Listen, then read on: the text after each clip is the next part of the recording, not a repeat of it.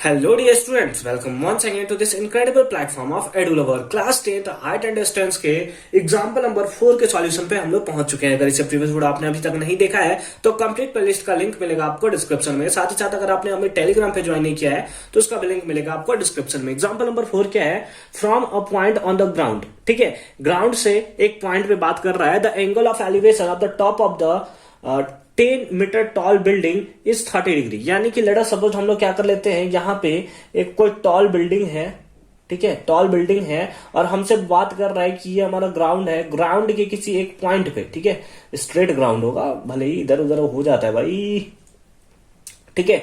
यहां से बोल रहा है जो एंगल ऑफ एलिवेशन है, जो एंगल ऑफ एलिवेशन है, ठीक है, एंगल ऑफ एलिवेशन है, ठीक है, ये क्या है? फिर से पढ़ते हैं। From a point on the ground, ये ग्राउंड का एक पॉइंट है, ठीक है। हमसे क्या दिया है? The angle of elevation of the top of the 10 metre tall building. यानी कि ये जो बिल्डिंग है इसका लेंथ दिया हमें कितना है? 10 मीटर है। कितना दिया हुआ है? दैट इज 10 मीटर है। Is 30 degree. Angle of elevation कितना दिया हुआ है? एंगल ऑफ एलिवेशन हमें दिया हुआ है यहाँ पे 30 डिग्री। कितना दिया है एंगल ऑफ एलिवेशन? 30 डिग्री, ठीक है। The flag is hosted at the top of the building. अब यहाँ पे क्या है कि एक फ्लैग को रखा जाता है, एक फ्लैग को ऐसे होस्ट किया जाता है, ऐसे ऐसे ऐसे ऐसे ऐसे ऐसे एक फ्लैग को होस्ट किया जाता है, ठीक है, at the top of the building. And the angle of elevation, angle of elevation of the top of the flag staff from point P is 45 degree. यानी कि इस पॉइंट को हमें नाम दे दिया है कि ये जो पॉइंट है, ये पॉइंट हमारा P है। कौन सा पॉइंट है? ये पॉइंट हमारा P है। यहां से जो एंगल ऑफ एलिवेशन बनता है top of the flag staff, उसका जो हमें दिया हुआ है वो दिया है हमें एंगल, डेट इज कितना है? एंगल दिया है था, कितना दिया था? Angle of top of the flag staff is 45 degree. कितना दिया है? 45 डिग्री। ये 45 डिग्री यहां से लेकर यहां तक का एंगल हमें गिवन है, ठीक है। तो find the length of the flag staff, यानी कि ये लेंथ हमें बताना है। यानी कि दूसरे फॉर्म में अगर इसको नाम दे दे A, इसका नाम दे दे हम लोग B, इसका नाम दे दे C और इसका नाम दे दे D। तो हम लोग को क्या फाइंड आउट करना है? हम लोग को फाइंड आउट करना है कि AB का वैल्यू कितना होगा। Find the length of the flag staff and the distance of the building from the point P। यानी कि हमें ये फाइंड आउट करना है कि ये CP का वैल्यू कितना होगा, ठीक है, सॉरी CP, हाँ बिल्कुल, CP का वैल्यू कितना होगा। तो यानी कि हमें CP भी फाइंड आउट करना है, ठीक है। तो पहले गिवन लिख लेते हैं, हम लोग गिवन लिख लेते हैं। इस टाइप से क्वेश्चंस को सॉल्व करने के लिए मैं कौन सा यूज करता हूं तरीका, और ये तरीका आपको लिटरली सिंपल देखने को मिलेगा। तो चलिए उस फॉर्मूले के थ्रू आप लोग सारा का सारा हाइट एंड डिस्टेंस को कंप्लीट कर देंगे, तो आपको बिल्कुल भी कहीं भी टेंशन लेने की जरूरत नहीं है। फटाफट से देखते हैं क्या होगा। गिवन हमें क्या दिया हुआ है? गिवन हमें हाइट ऑफ द बिल्डिंग है ना, हाइट ऑफ द बिल्डिंग हमें गिवन है। तो लिख लेते हैं height of the building. Building ही लिखा हुआ था, ग्राउंड टॉप ऑफ द इतना में बिल्डिंग, हाँ बिल्डिंग दिया हुआ है। इसका हाइट हमें गिवन है। हाइट को हमने क्या लिया है? BC। क्या लिया है? हाइट को हमने लिया है BC, जो कि कितना है? 10 मीटर। कितना है? 10 मीटर। उसके साथ साथ एंगल थीटा हमें गिवन है।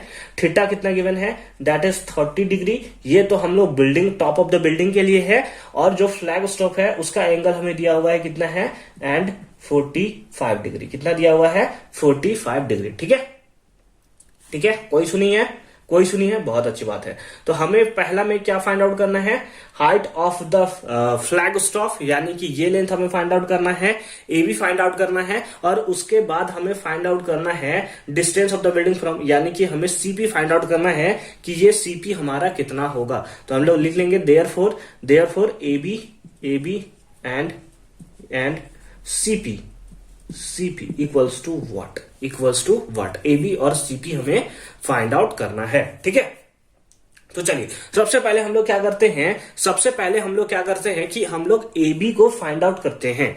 AB को हम लोग फाइंड आउट करते हैं, या अगर हम लोग CP को भी फाइंड आउट करना चाहें, क्योंकि ये एक ट्राइंगल है, क्या है? एक राइट एंगल ट्राइंगल है। यहां पे एंगल 90 डिग्री का फॉर्मेशन होगा, क्योंकि बिल्डिंग तो स्ट्रेट होगा ना, ऐसे नहीं तो नहीं होगा, जब भी होगा ऐसे स्ट्रेट हमें देखने को मिलेगा, ठीक है।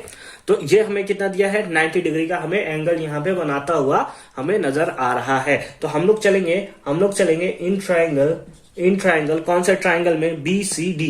इन ट्राइंगल बी सी डी के ट्राइंगल में अगर हम लोग चलेंगे तो हम लोग को क्योंकि सीपी फाइंड आउट करना है, हमें क्या फाइंड आउट करना है, सीपी फाइंड आउट करना है। तो ये हमारा बेस होगा, ये हमारा परपेंडिकुलर होगा, ये हमारा इसके लिए ये एंगल होगा, ये बिल्डिंग के लिए हमारा ये एंगल होगा, ये तो फ्लैग स्टॉफ के लिए है। तो एंगल कितना होगा 30 डिग्री। तो हम लोग यहां पे यूज कर सकते हैं बेस और परपेंडिकुलर tan थीटा या cot थीटा। तो हम लोग tan थीटा का यूज कर रहे हैं। तो tan थीटा, थीटा का वैल्यू कितना है, दैट इज 30 डिग्री। और tan थीटा और cot थीटा, इससे पहले मैंने बता रखा है कि tan थीटा में बेस और परपेंडिकुलर आता है और cot थीटा में भी बेस और परपेंडिकुलर आता है। तो दोनों में से जो फॉर्मूला आप यूज करना चाहो कर सकते हो। तो इसका tan का फॉर्मूला क्या होता है, base by perpendicular by base. और परपेंडिकुलर है कितना, तो परपेंडिकुलर हमें देखने को मिल रहा है 10 मीटर, डिवाइडेड बाय परपेंडिकुलर कौन है, बीसी है ना, डिवाइड बाय बेस, बेस कितना है, दैट इज सीपी। ठीक है, ठीक है। अब tan 30 का वैल्यू कितना होता है, tan 30 का वैल्यू कितना होता है, बिल्कुल 1/√3। कितना होता है, 1/√3 इक्वल्स टू हमें कितना देखने को मिलेगा, हमें देखने को मिलेगा 10/CP। अब इसको हम लोग करेंगे cross multiply, CP into 1 that is CP equals to 10 into √3 that is 10√3 metre. अब इसके साथ साथ हमें दिया है कि √3 का वैल्यू जो है 1.73 भी आप पुट कीजिए। कितना, 1.732 पुट कीजिए। तो आइए इसको यहां पे ऐसे लिख सकते हैं, CP इक्वल्स टू 10 इंटू 1.732। ठीक है, 1.732। तो CP इक्वल्स टू 10 इंटू इतना कितना हो जाएगा, that is 17.32 metre, 17.32 metre. And that is your required solution. अगर सर हमने इस पे ध्यान नहीं दिया और √3 का वैल्यू नहीं पुट किया तो क्या हमारा आंसर गलत हो जाएगा, तो बिल्कुल नहीं। आप चाहो तो यहां पर भी आंसर लिख सकते हो, लेकिन जब आप भूल जाओ तो, क्योंकि अगर आपको यहां पे गिवन है तो आप ज्यादातर ट्राई किया करो कि उसका वैल्यू जो है आप पुट कर लिया करो। ठीक है, तो ये तो हमारा सीपी जो था, ये जो हमसे जो पूछा हुआ था सीपी, ये तो हमारा फाइंड आउट हो चुका है, लेकिन हमें ए बी अभी तक फाइंड आउट नहीं हुआ है। तो हम लोग चलेंगे बड़े वाले ट्राइंगल में ACD में। तो सॉरी AC, इसका नाम D कौन दिया D, इसका नाम P है। चलेंगे कौन से, इन ट्राइंगल, नाउ लिख लोगे, इन ट्राइंगल ACP में, ACP है ना, ACP प्रद्युमन जो भी थे। ठीक है, CID कौन कौन देखता था, बहुत बिताए के आएंगे। चलिए देखिए क्या है, इन ट्राइंगल ACP में हम लोग क्या लिखेंगे, क्योंकि इसके लिए एंगल हमें दिया हुआ है, कितना एंगल दिया हुआ है, ये एंगल दिया हुआ हमारा 45 डिग्री। और CP हमने फाइंड आउट कर लिया है, 17.32। कितना है, 17.32 मीटर। ये अभी हमने फाइंड आउट कर लिया, अच्छी बात है। तो अब हम लोग, क्योंकि ये टोटल यहां से AC क्या होगा, परपेंडिकुलर, और CP क्या होगा, बेस होगा, है ना, बेस होगा। तो उस हिसाब से हम लोग AB को फाइंड आउट कर सकते हैं, क्योंकि हमें BC पता है, हम लोग क्या है, BC पता है। तो चलिए फाइंड आउट करते हैं। तो चलेंगे इन ट्राइंगल ACP में क्या होगा, tan एंगल इसके लिए कितना होगा, 45। समझ में आ रहा है कैसे हुआ 45, क्योंकि ये फ्लैग स्टॉफ का एंगल हमें यहां पे गिवन था 45 डिग्री। क्या होगा फॉर्मूला, इसको मिटा दूं मैं, ये तो हमारे यहाँ पे गिवन है 45 डिग्री। tan इक्वल्स टू फॉर्मूला क्या होता है, परपेंडिकुलर बाय बेस, परपेंडिकुलर कितना है, that is AC divided by base कितना है, दैट इज CP। अब tan 45 का वैल्यू कितना होता है, that is 1 equals to AC यानी कि AC को हम लोग क्या लिख सकते हैं, that is AB plus BC divided by CP का लेंथ हमें दिया हुआ है, कितना दिया है, दैट इज 17.32।